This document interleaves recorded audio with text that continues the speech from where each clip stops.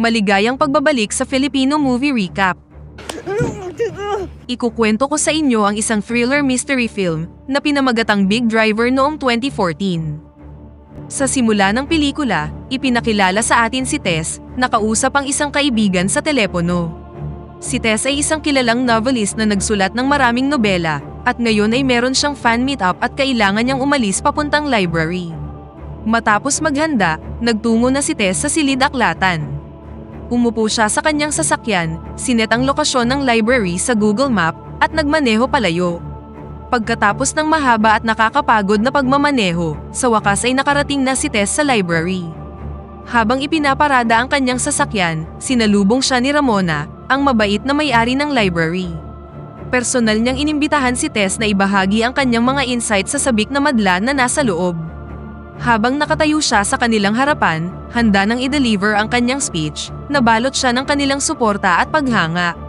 Ang mga taong ito ay hindi lamang mga tagahanga, sila ay mga individual na ang buhay ay naantig sa kanyang mga kwento at ang kanilang pagmamahal sa kanyang mga aklat ay lalong nagpasigla sa kanyang hilig.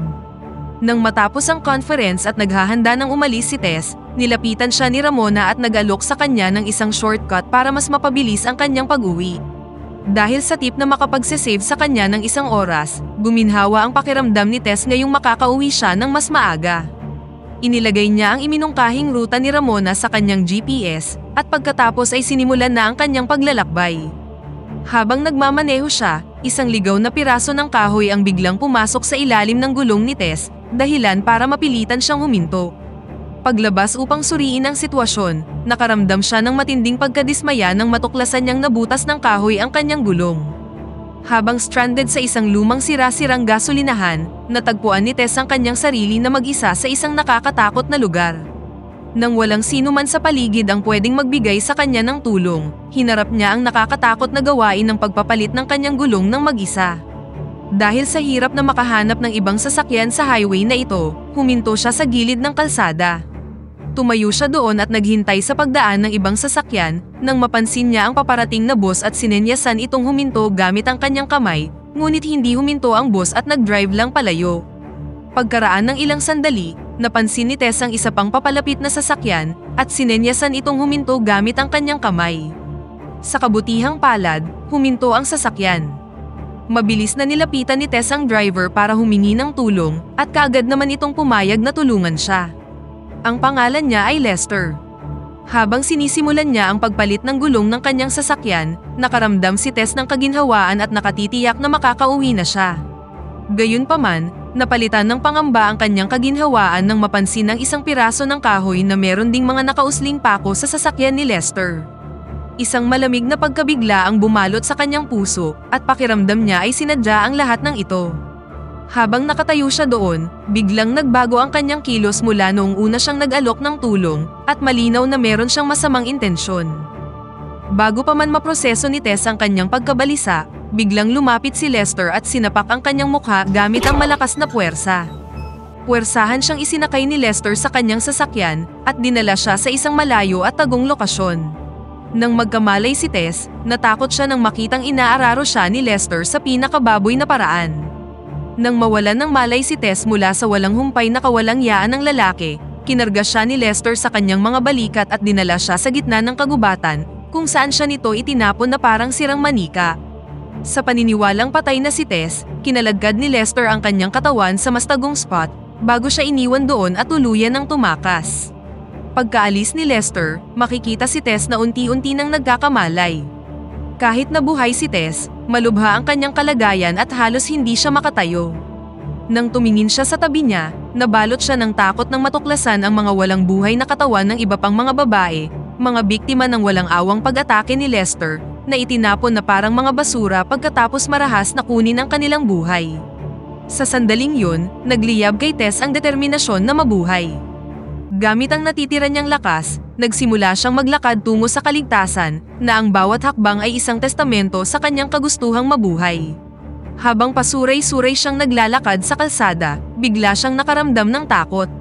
Nang makita niya ang isang paparating na sasakyan mula sa likuran, bigla siyang nagpanik. Dahil sa trauma na kanyang naranasan, nawalan na siya ng tiwala sa mga dumadaang sasakyan. Pagkatapos ng isang mahaba at mahirap na paglalakbay, napadpad si Tess sa isang maliit na tindahan at nagpas siyang linisin ang kanyang sarili sa may banyo. Sa kagustuhang ibahagi ang kanyang nakakapangilabot na karahasan, sinubukan niyang tawagan ang kanyang kaibigan ngunit hindi nito sinagot ang tawag. Dismayado ngunit determinadong mabuhay, nagawa niyang makarating sa kanyang bahay ng ligtas. Ang unang bagay na ginawa ni Tess ay kinuha ang kanyang baril, at maingat itong nilagyan ng bala upang ipagtanggol ang sarili laban kay Lester, na ngayon ay hawak na ang kanyang bag at address. Ang trauma ng nakakatakot na engkwentro ay labis na nakaapekto kay Tess, na naging dahilan para matakot siyang humingi ng medikal na atensyon para sa kanyang mga pinsala. Sa paglipas ng panahon, nagsimula nang gumaling ang mga sugat ni Tess, ngunit mas lumalim ang mga peklat ng kanyang trauma. Dahil sa matinding pagnanais na makapaghiganti kay Lester, inihanda niya ang sarili para sa mangyayaring paghaharap, determinadong turuan siya ng isang leksyon na hinding-hindi niya malilimutan. Habang nagpaplano si Tess ng kanyang sunod na hakbang, dumating ang isang tawag na nag-abiso sa kanya na ready na ang kanyang sasakyan for pick-up at kailangan na niya itong kunin bago pa mamagitan ang mga pulis. Pagdating ni Tess sa impound lot, nakilala niya ang isang matandang babae na nagngangalang Betsy, na napansin ang kanyang mga sugat at nagtanong kung ano ang nangyari. Habang ikinukwento ni Tess ang mga mapapait na detalye ng encounter nila ni Lester, ibinahagi ni Betsy ang masakit na kasaysayan kung paano siya pinahirapan at inabuso ng kanyang amain, na sa sobrang sama ay sinaksak pa ang kanyang isang mata. Binalaan niya si Tess tungkol sa mga walang pusong lalaki, at hinimok siyang manatiling matatag sa isang mundo na madalas ay hindi napapansin ang pagdurusa ng mga kababaihan. Kalaunan, sumakay na si Tess sa kanyang sasakyan at nagmaneho na pauwi. Pagdating sa bahay, tiningnan niya ang kanyang computer at natuklasan na kinuhanan siya ni Ramona ng larawan sa library at hiniling sa kanya nito na gumamit ng shortcut. Nagtataka si Tess kung bakit patuloy siyang pinipilit ni Ramona na tahakin ang ruta. Dito na na-realize ni Tess na sinet up ni Ramona ang bitag para sa kanya at sadya siyang pinadaan sa shortcut upang mahuli siya ni Lester. Sa isang nakakagulat na twist, nalaman ni Tess na si Lester ay talagang anak ni Ramona. Sa sobrang galit matapos makumpirma ang revelasyong ito, kasama ang katotohanang ipinadala ni Ramona ang larawan ni Tess kay Lester via email, kinuha ni Tess ang kanyang baril at nagmamadaling sumugod sa bahay ni Ramona, na naglalayong humingi ng kabayaran. Nang buksan ni Ramona ang pinto, nanlaki ang kanyang mga mata sa takot nang makitang buhay si Tess at nakatayo sa kanyang harapan na may nakatutok na baril sa kanya. Sa sobrang takot, napaatras si Ramona ngunit iginiit niyang inosente siya sa anumang kasalanan. Gayunpaman, manhid na ang puso ni Tess at hindi niya pinakinggan ang mga pagsusumamo ni Ramona. Habang naghahanda si Tess na kalabitin ang gatilyo, sinamantala ni Ramona ang sandali, sinunggaban si Tess at itinapat ang baril palayo sa kanya. Sa isang desperadong pakikibaka para mabuhay, mabilis na nabawi ni Tess ang kalamangan at kinounter ang pag-atake ni Ramona. Nang hindi nagpapakita ng anumang awa, nabawi ni Tess ang baril at nagpaputok, na nagresulta sa pagkamatay ng mapanlinlang na si Ramona. Matapos ang malagim na krimen, pinunasan ni Tess ang dugo sa kanyang mukha. Habang nandoon, nakita niya ang kanyang hikaw sa may banyo, at nanlamig ang kanyang mga kamay nang makita ang litrato ni Lester kasama ang kanyang nakababatang kapatid. Hindi nagtagal, bigla niyang nakita si Lester, na merong bendahe sa kamay at nagmaneho palayo sakay ng isang truck. Dahil sa magkahalong desperasyon at determinasyon, sinundan siya ni Tess sa isang tagong lokasyon. Pagdating doon, lumabas si Tess sa sasakyan at sinimulang libutin ang lugar para hanapin si Lester, ngunit hindi niya ito mahanap. Habang hinahanap ang lalaki, napansin niya ang isang truck na paparating sa di kalayuan. Dahil dito, nagtago si Tess at nakatitiyak siya na si Lester ang nagmamaneho. Nang huminto ang sasakyan, dumaloy ang adrenaline sa kanyang mga ugat at humakbang palusong, bago kinalabit ang gatilyo ng hawak na baril na nakatutok sa kanyang ulo. Gayunpaman, matapos bumagsak ang lalaki sa lupa, nadurog ang puso ni Tess dahil hindi ito si Lester kundi ang kanyang kapatid, ang lalaki sa larawan na nakita niya kanina. Sa sobrang kalungkutan at pagsisisi, ang mga pag-iyak ni Tess ay bumasag sa katahimikan ng abandonadong lugar. Pagkatapos nito, nagtungo na siya sa loob ng bakanteng bahay. Nang naghanap siya gamit ang isang flashlight, nagulat siya nang makita sa dingding ang maraming mga larawan ni Lester at ng kanyang kapatid, na walang awang binababoy ang mga kababaihan. Dito na natuklasan ni Tess na ang magkapatid na ito at pati na ang kanilang ina, ay magkakasabwat sa pambibiktima ng mga babae. Pagkatapos ay naalala ni Tess na habang inaararo siya ni Lester, kinukunan sila ng litrato ng kanyang kapatid.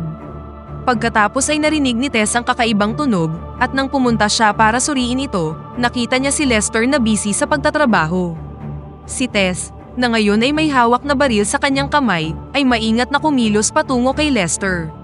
Kaya nang pasabugin ni Tess ang ulo ni Lester mula sa malayo, ngunit mas pinili niyang patayin ito nang pinapakita ang kanyang mukha. Nang lumingon si Lester, nakita niya si Tess na may nakatutok na baril sa kanya. Nagulat din siya nang malamang nakasurvive si Tess sa paniniwalang pinatay na niya ito noon. Sa sandaling kumilos si Lester upang patayin si Tess, sinimulan siyang barilin ng ating bida. Kahit na meron ng mga tama ng bala, tinangka pa rin ng malaking lalaki na atakihin si Tess. Pagkatapos ay kinuha ni Tess ang isang kahoy na merong mga pako at hinampas ito sa ulo ni Lester. Pagkatapos nito, sinubukang tumakas ni Lester sa pamamagitan ng pag-akyat sa isang truck upang iligtas ang kanyang buhay, ngunit hindi na niya ito nagawa dahil nanghihina na siya. Ilang sandali pa, lumapit si Tess sa kanya at binaril siya sa kanyang itlog na naging dahilan para matuluyan na siya. Ngayong patay na si Lester, nakumpleto na ni Tess ang kanyang paghihiganti at dito na nagtatapos ang pelikula. Pakipindot naman ang like button kung nagustuhan mo ang pelikula at kung hindi naman, pindutin mo ng 2 beses ang dislike button para lang makasiguro.